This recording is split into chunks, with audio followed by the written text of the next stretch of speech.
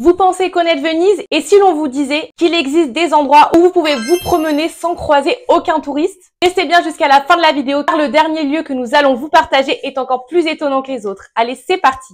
Premier lieu hors des sentiers battus, le Campo San Francisco della Vigna. Ici, c'est le calme absolu. Ce campo paisible abrite une magnifique église peu visitée, des bancs sous les arbres et des chats qui dorment au soleil. C'est l'endroit parfait pour une pause loin de la foule de San Marco. Deuxième endroit peu connu par les touristes, la Scala Contarini del Bovolo. Cachée dans une petite cour, cette tour en colimaçon est un bijou architectural que beaucoup de visiteurs ratent.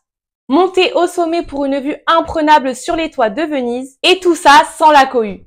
Troisième endroit où vous pouvez vous rendre hors des sentiers battus, le quartier de Cannaregio. C'est l'un des quartiers les plus authentiques de la ville, où les Vénitiens vivent encore. On y trouve de petits canaux, des bars à cicchetti, et surtout une atmosphère beaucoup plus locale.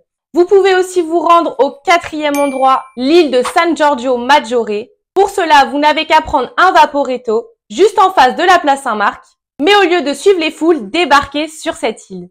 Une fois arrivé, montez en haut du clocher. La vie sur Venise y est juste incroyable et vous y serez presque seul. Et enfin, pour le cinquième endroit hors des sentiers battus à Venise, la Libreria Acqua Alta. C'est l'une des librairies les plus insolites du monde, avec des livres empilés dans des gondoles ou des baignoires pour les protéger de l'eau.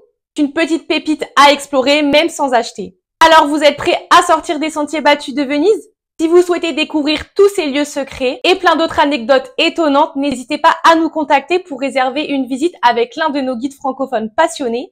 Et pour encore plus d'astuces et de bons plans, n'hésitez pas à vous rendre sur notre site Bonjour Venise, où vous trouverez tous nos articles, notre guide gratuit pour visiter Venise, ainsi que toutes nos visites guidées en français. Et je vous dis à bientôt pour de nouveaux conseils voyage.